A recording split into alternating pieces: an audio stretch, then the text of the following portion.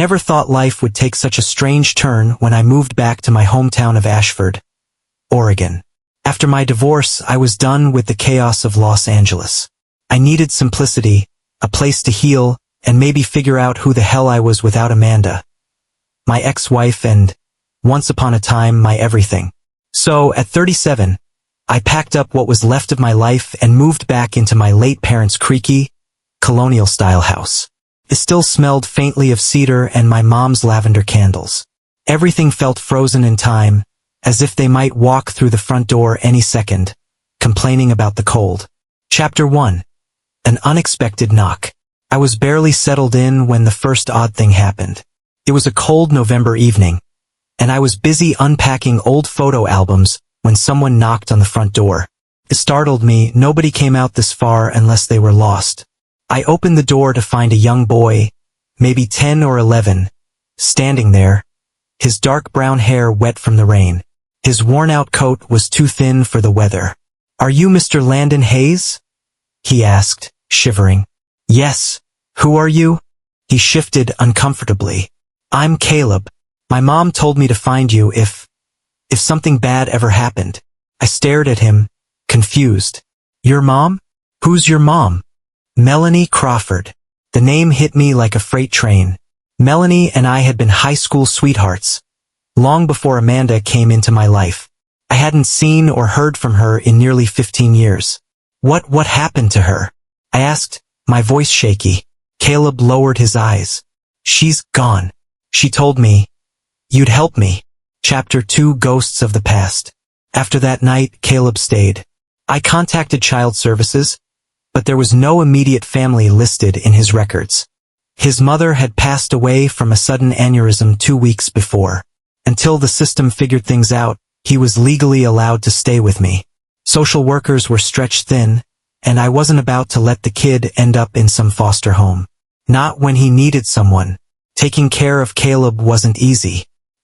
He was quiet, withdrawn, and carried more pain in his young eyes than I could stand. Every day felt like a battle between pushing him to open up and giving him space. Then, one snowy evening, I found something tucked away in an old box Caleb had brought from his mom's apartment. A faded letter addressed to me, sealed with the familiar scent of her favorite vanilla perfume. "Landon, if you're reading this, it means I'm gone. I know it's selfish to ask you to take in Caleb, but you're the only person I trust. There's something you need to know. Caleb is your son." Chapter 3. Cracking the Ice. The words burned in my mind. Caleb, my son. It explained so much, the stubborn tilt of his chin, his hazel eyes that mirrored mine. I stayed up all night, grappling with what to do. The next morning, I made pancakes, Melanie's favorite recipe, and finally told Caleb the truth. He was silent for what felt like an eternity. Then he said quietly, "I always kinda knew." From that day on, things started changing. Slowly, we became a family. I taught him how to throw a football in the backyard, helped with his math homework, and even let him repaint his room any color he wanted. He chose a blindingly bright blue. Chapter 4. The Secret Caller. Life settled into something almost normal until the calls started. It was always the same. A blocked number, silence on the other end.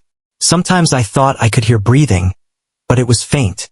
At first, I chalked it up to telemarketers or spam, but the calls came at strange hours, 2 a.m., 4 a.m., and always after Caleb was asleep. One night, after a particularly long day, I answered sharply, "Who the hell is this?" A low, raspy voice whispered, "You took what's mine." The line went dead. Chapter 5. Shattered Illusions. The police weren't much help. They called it a random prank and suggested changing my number, which I did. But the calls continued, now on my new number. Then strange things started happening. Caleb's bike was found twisted and broken in the front yard. One morning, I woke up to find Liar. I never thought I'd end up back in Ashford, Oregon. After my divorce from Amanda, leaving behind the glass and steel cage of Los Angeles felt like my only option. I was burned out, broken, and bitter. The memories of our failed marriage clung to me like smoke after a fire, suffocating and impossible to escape. So, I did what I swore I never would. I moved back into my late parents' old colonial house on Maple Ridge Lane. The house still smelled faintly of cedarwood and lavender, my mom's favorite. It felt preserved, like time had paused the moment they passed. I hadn't been back in nearly a decade, but there I was, 37, divorced, and feeling like a washed-up version of the man I thought I'd be. I was knee-deep in unpacking old family photo albums when I heard a knock on the front door. It was strange. Nobody came out this far unless they were lost or selling something. I opened the door, and there he stood. A boy, maybe 10 or 11, shivering in the cold Oregon rain. He had dark hair soaked to his scalp and wore a worn-out, too-thin coat. "Are you Mr. Landon Hayes?" he asked, his voice small but steady. "Yes. Who's asking?" "My name's Caleb." He shifted from foot to foot. "My mom. She told me to come find you if anything happened." His words hit me like a brick. "Who's your mom?" "Melanie Crawford." Melanie Crawford. The name twisted something deep inside me. She'd been my first love, the one that got away, the one I thought about more often than I should have, even after all these years. We were high school sweethearts before life pulled us in opposite directions. We hadn't spoken in over 15 years. What happened to her? I managed to ask, already dreading the answer. His lips trembled. She died. His voice cracked, and for a moment he was just a scared kid. "She said you'd help me." I stood there frozen, rain soaking my socks as my mind raced. Before I could think too much, I opened the door wider and let him in. Social services confirmed it a few days later. Melanie had passed from a sudden aneurysm 2 weeks prior. She had no listed family, no emergency contacts.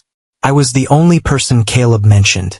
Until the system sorted things out, they allowed him to stay with me. I couldn't let him be tossed into foster care, not when he had nobody else. Caleb was quiet, wary, like a skittish stray cat. He was polite, kept to himself, and rarely spoke unless spoken to. But there was something in his hazel eyes that made my chest ache, something painfully familiar. One evening, while sorting through the few belongings Caleb had brought, I found an envelope tucked into the lining of his worn backpack. It was old, its edges softened from being folded and refolded. My name was written on the front in Melanie's unmistakable handwriting. With trembling hands, I opened the letter. "Landon, if you're reading this, I'm gone. I know what I'm asking is unfair, but you're the only person I trust. Caleb, he's your son." The air left my lungs. My son. Suddenly, every little detail clicked. The shape of his nose, the stubborn tilt of his chin.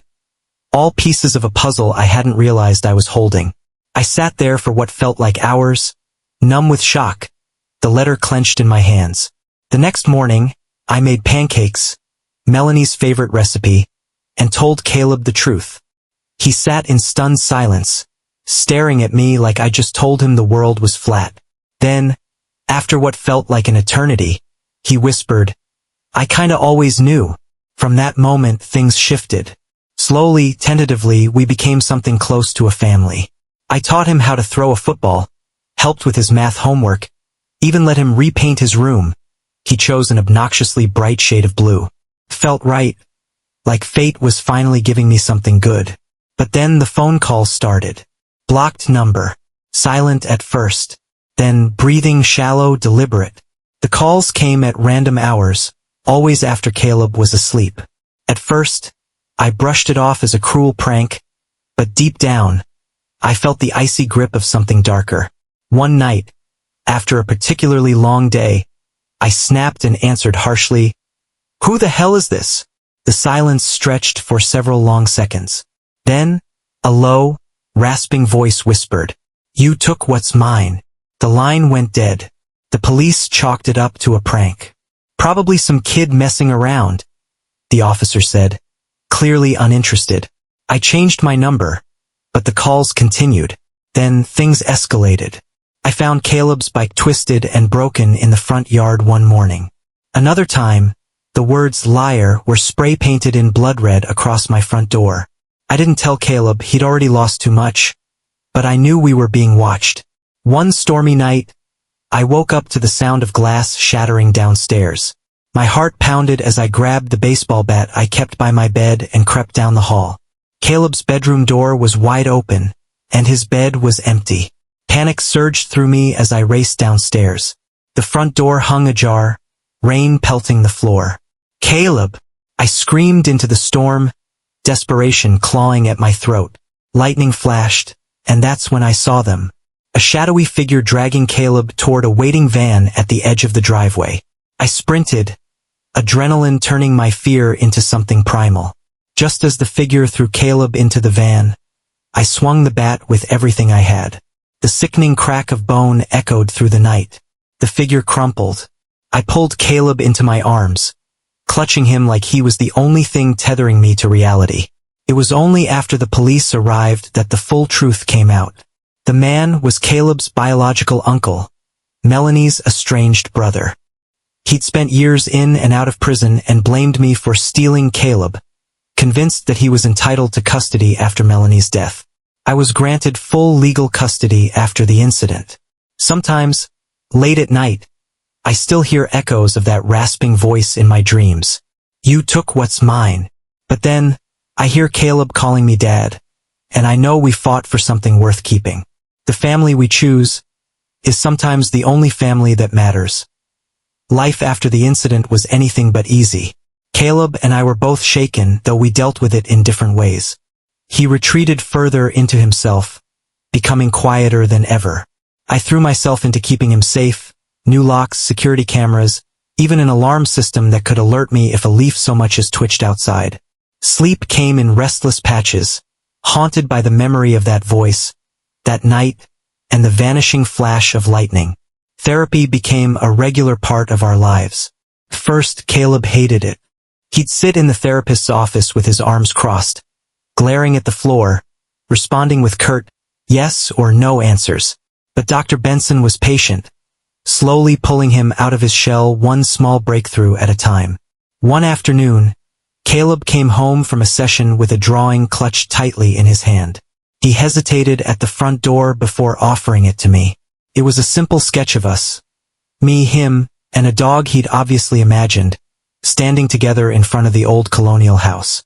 "You drew this?" I asked, touched beyond words. He nodded shyly. Dr. Benson said, "Maybe we could be a family." Like, really? I dropped to my knees, pulling him into the tightest hug of my life. "We already are." Months passed. Slowly we healed. Fall melted into winter. Then spring brought new life to Ashford. Caleb laughed more, his smile slowly returning. We even got a dog, a scruffy rescue mutt he named Cooper, who quickly became his best friend. But just as life seemed stable again, fate twisted the knife one last time. It was a quiet Sunday evening. I was cleaning up after dinner while Caleb played outside with Cooper. I glanced out the kitchen window and froze. At the edge of the yard, half hidden by the shadow of the treeline, stood a figure. He was tall, wearing a battered coat, his face obscured by the fading light. He didn't move, just stood there, watching. My breath hitched. Every nerve in my body went on high alert. I grabbed my phone and ran outside, calling for Caleb. "Caleb, get inside. Now!" He looked up from playing fetch with Cooper, confused but obedient. He sprinted toward me, the dog right behind him. I held the phone, ready to dial 911, my eyes locked on the treeline. But the figure was gone. The police found nothing. No tracks, no sign anyone had been there at all. "Probably a drifter," they said, the same indifferent tone I'd heard months earlier. But I knew better. I started keeping the baseball bat by the door again. A few nights later, I woke to a strange sound coming from downstairs.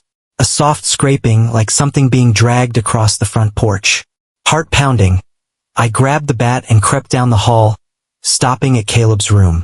He was sound asleep, Cooper snuggled protectively beside him. I moved toward the front door, every sense on edge. Slowly, I pulled back the curtain on the side window. My stomach twisted. There, on the front porch, lay a small hand-carved wooden box. It was old, its edges worn and splintered. In shaky, faded lettering, my name was carved into the lid. Landon Hayes. I forced myself to breathe, gripping the bat tightly as I unlocked the door and stepped outside. The night air was sharp and cold, slicing through my thin t-shirt. I picked up the box, heart pounding, and carried it inside. Sitting at the kitchen table, I stared at the thing, dread crawling under my skin. Slowly, I lifted the lid. Inside was a single Polaroid photograph. It was of Caleb, taken from outside his bedroom window. My blood turned to ice. Written across the bottom in dark, jagged ink were the words, "He still belongs to me." I called the police immediately. This time, they took it seriously. Officers swarmed the house, combing the property for evidence. They found footprints leading from the backyard to Caleb's window, fresh prints in the damp earth. The detective, a sharp-eyed woman named Detective Monroe, promised they'd patrol regularly and monitor the area closely. But I could see the concern in her expression. She knew this wasn't over. For weeks, I barely slept, jumping at every noise, every flicker of movement outside. I kept Caleb close, never letting him out of my sight. We avoided going out at night altogether. But then, everything went quiet. No more phone calls, no more signs, no more figures in the shadows. Weeks turned into months. The police suspected that whoever had been tormenting us might have moved on or been scared off by the increased patrols. Life somehow returned to normal, or close enough. It wasn't until 6 months later that I found the second box. This time it was inside the house, sitting on Caleb's pillow, tied with a faded red ribbon. I could barely breathe as I untied it, my hands shaking. Inside was another photograph of me, asleep in my bed. Written across the bottom were the same words, scrawled in that same jagged ink. "You took what's mine." And that's when I realized something chilling. It was never about Caleb. It was always about me. My heart pounded so hard it felt like my chest might split open. I clutched the photograph, my eyes locked on those 5 words. "You took what's mine." Whoever this was, they'd been in my house, close enough to stand over me while I slept. Close enough to leave that box without waking me or the dog. For the first time, I felt truly powerless. I wasn't dealing with some random stalker or deranged relative anymore. This was personal, methodical, obsessive. I didn't waste a second. I grabbed Caleb from his room, still half asleep and confused, and threw whatever clothes and supplies I could into a bag. We were out the door in minutes, Cooper barking anxiously at my heels. I didn't stop driving until we reached a small, off-the-map motel 2 hours away. I tried to think through the panic, forcing myself to focus. I called Detective Monroe and explained everything. "You need to find this guy," I hissed. "He was inside my house." She promised to send a team to sweep the house again, but I could hear the doubt in her voice. They'd already searched before. This was someone who knew how to disappear. I stayed up all night, watching the motel room door like my life depended on it. Caleb slept fitfully, curled up with Cooper on the bed. Days passed, then weeks. The police found nothing. No fingerprints, no DNA, no sign of forced entry. It was like the person had vanished into thin air. Detective Monroe admitted they were at a dead end. But I couldn't let my guard down. We moved into a small rental on the other side of town, under a different name.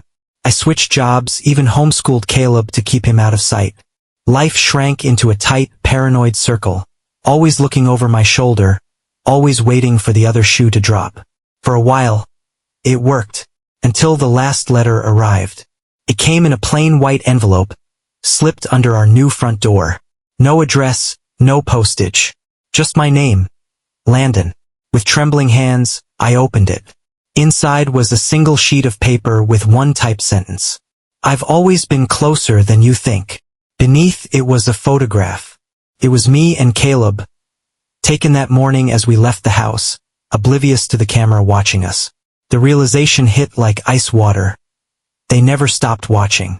Every move, every precaution, useless. And then I saw the final line, written in the same jagged, familiar hand. "See you soon." I didn't scream. I didn't panic. Couldn't. I folded the letter carefully, placed it back into the envelope, and tucked it into my jacket pocket. Caleb couldn't see me fall apart. I needed to stay strong. For him. "Dad?" He called from the living room, his voice soft. You okay? I forced a smile and walked toward him. Yeah, buddy. Just thinking. But inside, I knew the truth. This wasn't over. It was never going to be over. Because whoever they were already here.